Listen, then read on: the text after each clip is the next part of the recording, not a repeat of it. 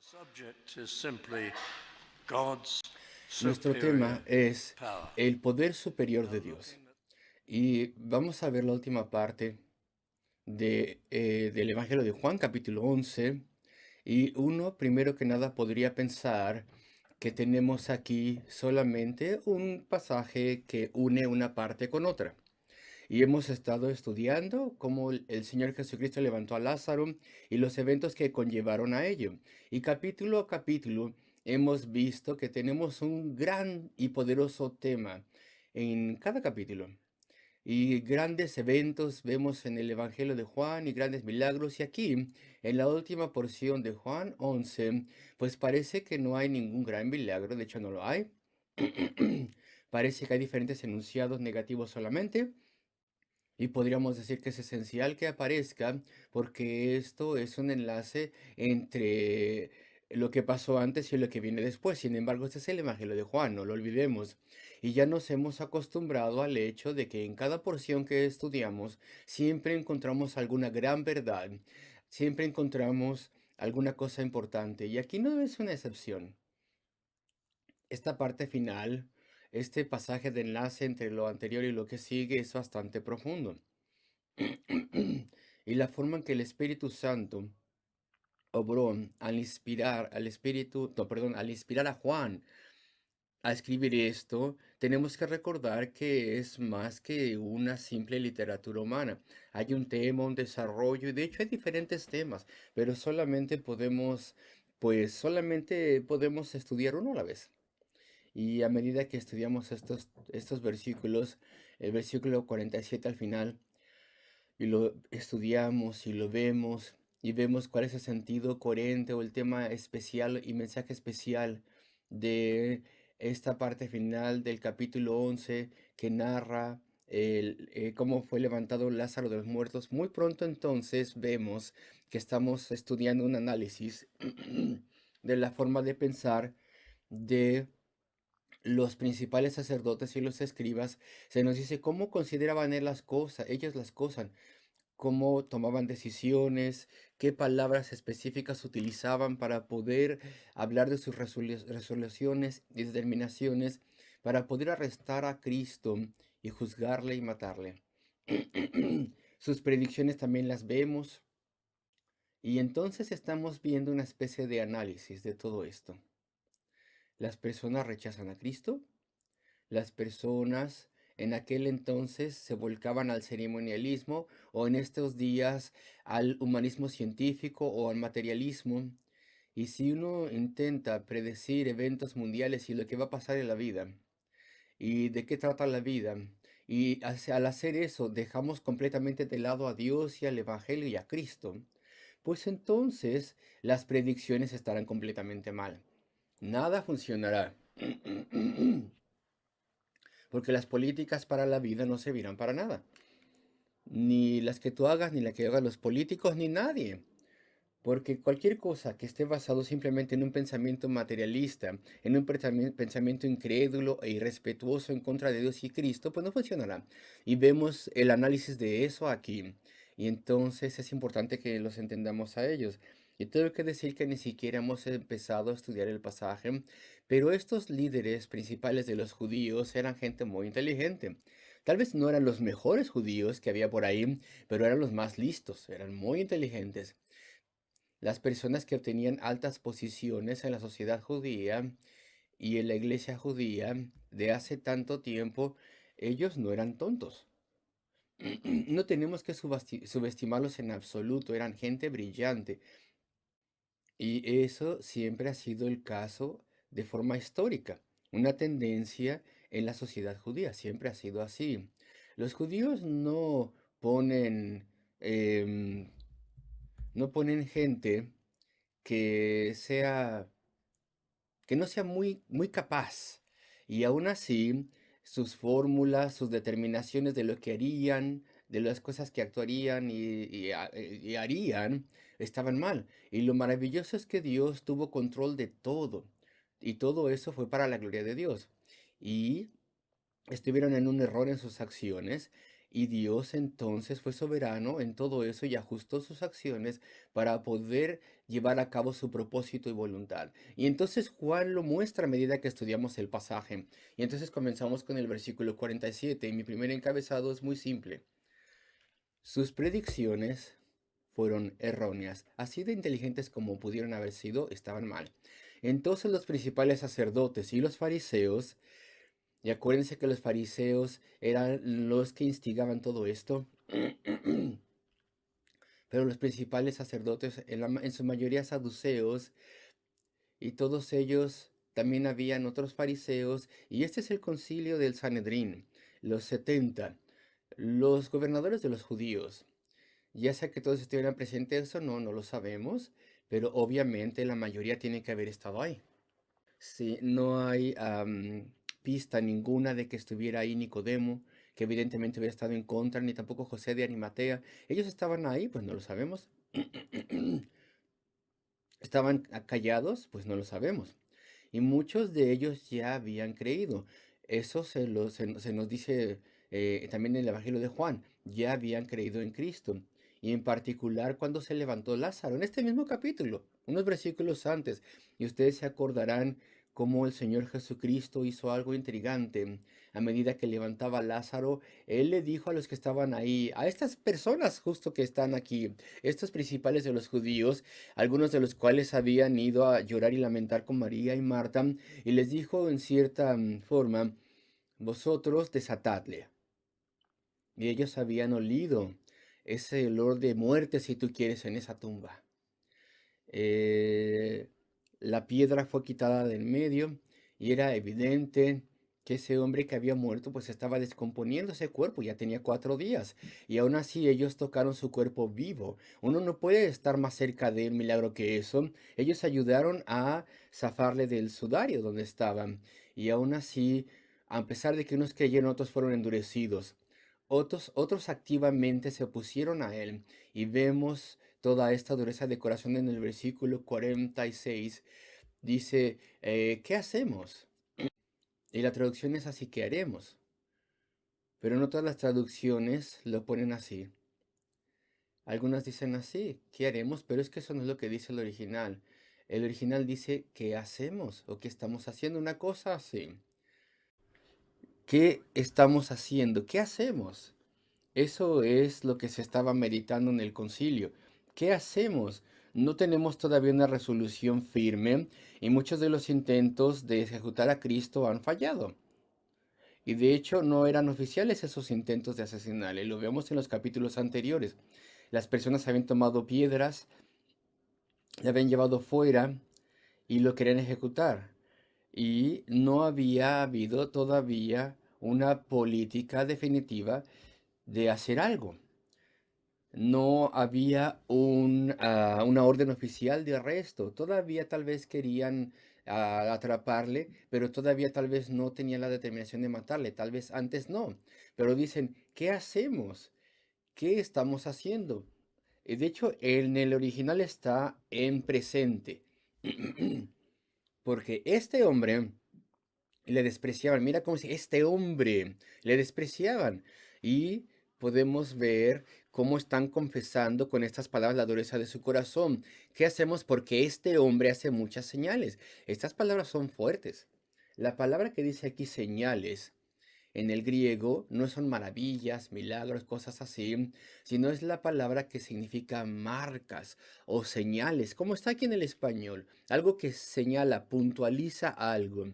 En su consejo privado, cuando no estaban obligados a contradecir al Señor porque no estaba presente, ellos decían, tenemos que verdaderamente aceptar que hace señales, las señales del Mesías. Qué endurecidos habrán estado esas personas. Él estaba haciendo esas señales del oficio mesiánico, de que él era aquel profetizado y prometido Mesías, y reconocieron que nunca habían visto esas señales que él hacía, pero ellos estaban en contra de él y no querían aceptarle, y querían más bien negarle. Y lo confiesan con estas palabras.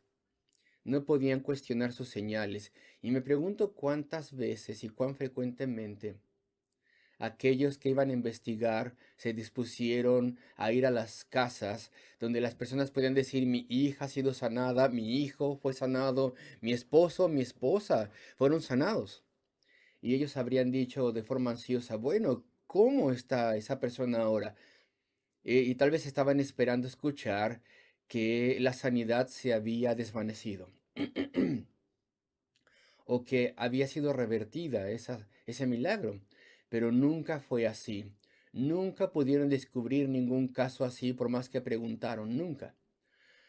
Estaban esperando que la restauración de vista a aquel hombre que había nacido ciego resultara ser una mentira. Le preguntaban y le preguntaban, tú dices que era ciego y aquellos también, bueno, investiga, habla con sus padres, no creemos que era ciego. Y en todo momento estaban buscando problemas, pero nunca encontraron nada que pudieran señalar. Cada sanidad era auténtica, todo era permanente, duradero. Cuando se devolvía la vista, quedaba ahí hasta para siempre, en todo momento, toda la vida de esa persona. Y ahora Lázaro había sido levantado y ellos no lo podían negar. Dicen, es innegable, esto es innegable. En su concilio oficial dicen, es innegable que hace muchas señales, las señales del Mesías, pero sus corazones estaban tan endurecidos y los corazones son así.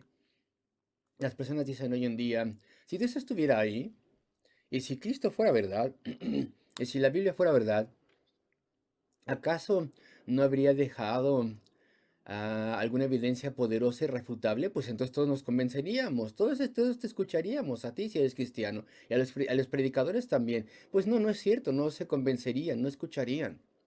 Cuando Cristo sanó a Lázaro, le tocaron y dijeron, es innegable, hace esas señales del Mesías. Pero le rechazamos y no le aceptamos.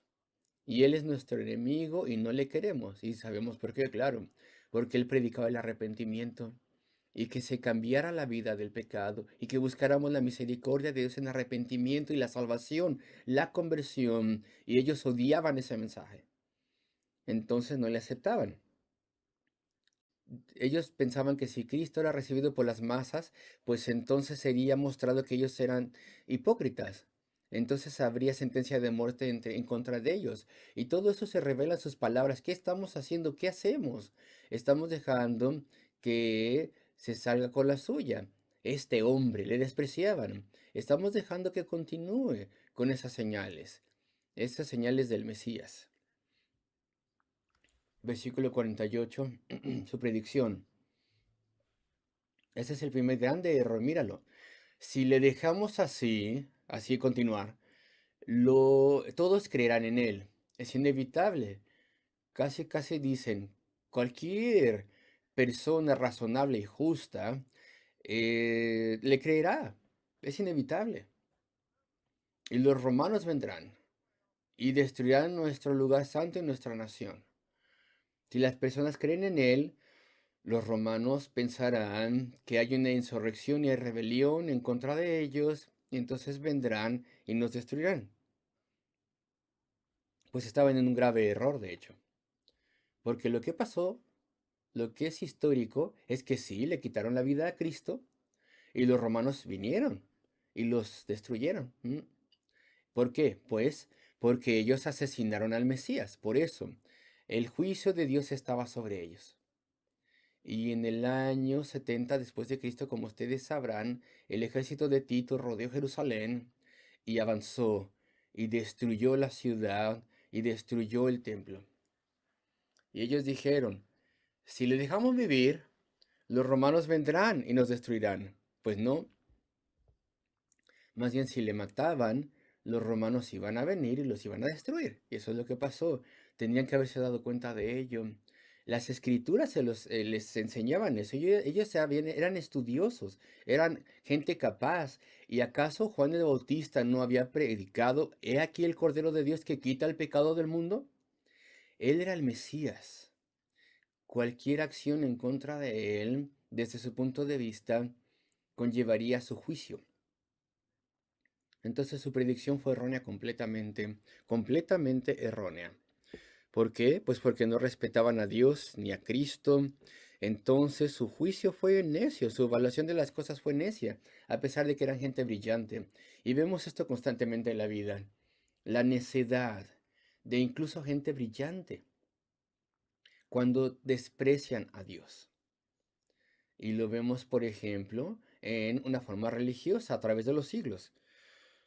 Personas que no han respetado a Cristo, por ejemplo, incluso iglesias. La Iglesia Católica Romana, por ejemplo, a través de su historia, personas que no han respetado a Cristo y no han honrado la palabra de Dios y no han creído lo que Él vino a hacer y no han creído en su mensaje, es decir, el mensaje de gracia. Es decir, que las personas se encuentran a Dios mediante el arrepentimiento, buscando el amor de Dios que les perdone y creyendo en Cristo que murió y sufrió en la cruz del Calvario para poder tomar ese eterno castigo que tenían que haber tomado ellos por su pecado.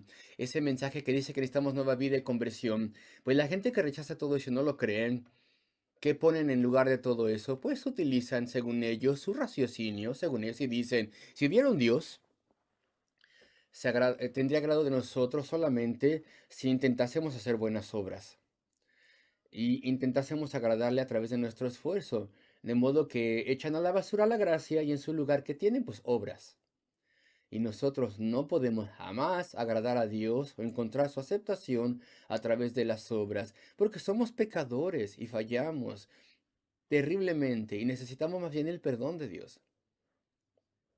Y pasa lo mismo con nosotros, así como pasó con ellos. Nuestra evaluación de las cosas es terriblemente errónea y las predicciones fueron muy malas. Lo entendieron todo mal. ¿Por qué? Porque no respetaban a Dios, ni tampoco sus promesas y lo que Él había dicho. Y lo mismo pasa con nosotros, en muchas formas.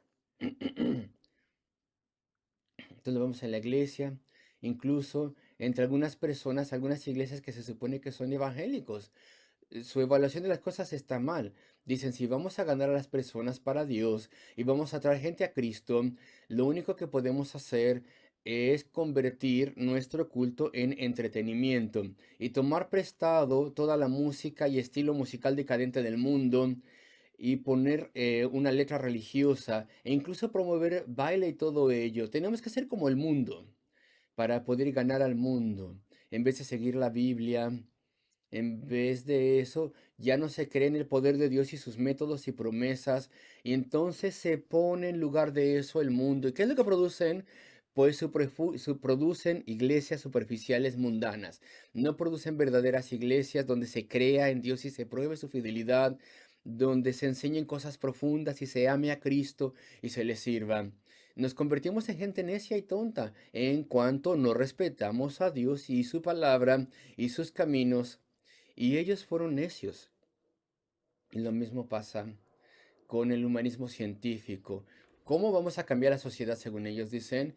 Pues deshaciéndonos de toda esta moral tonta que la iglesia nos ha dado y dejar a las personas que sean adultos y tengan sexo por todas partes y cuanto quieran y se conduzcan como gente madura y civil y echar a la basura todos los mandamientos de Dios y suprimir la fe.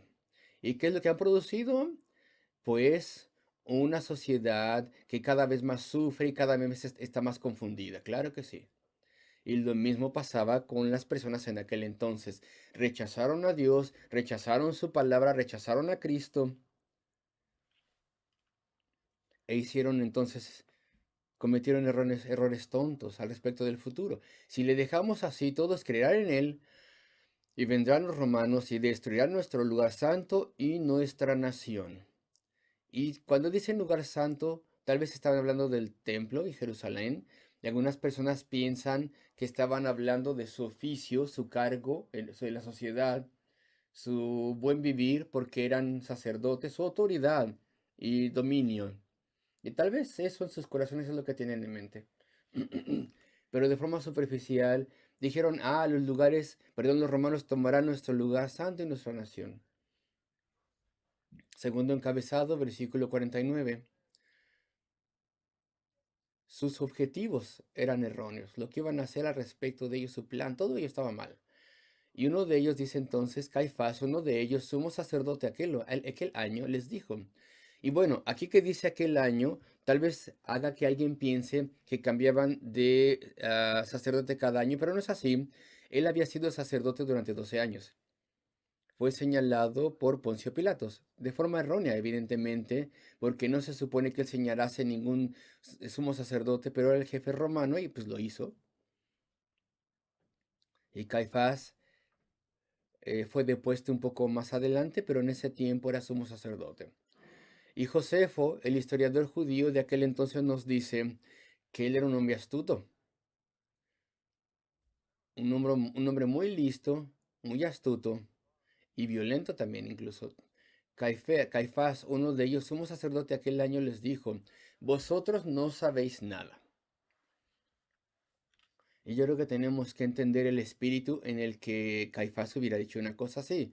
Yo creo que él era el jefe del concilio de los 70, de esos, el clero líder entre los judíos. Él no hubiera sido tan audaz de decir una cosa así. No le hubiera dicho a todas esas personas que estaban bajo sus órdenes, vosotros no sabéis nada, así en esa forma. No es la mejor forma de ganarles, ¿no? Y de obtener lo que uno quiera. De hecho, estaba de acuerdo con ellos. Voy a explicar lo que estoy queriendo decir. Lo que Caifás dice, lo que Caifás dice es similar a lo que ellos estaban diciendo. Y lo que se quiere decir aquí no es así, que ustedes son ignorantes o algo así, no. Caifás lo dice así como, como medio sonriendo. Les voy a sugerir lo siguiente, tal vez lo dijo así. Vosotros, miembros del concilio, vosotros no sabéis nada al respecto de cómo establecer una resolución. Evidentemente no se hubiera molestado tanto al escuchar eso.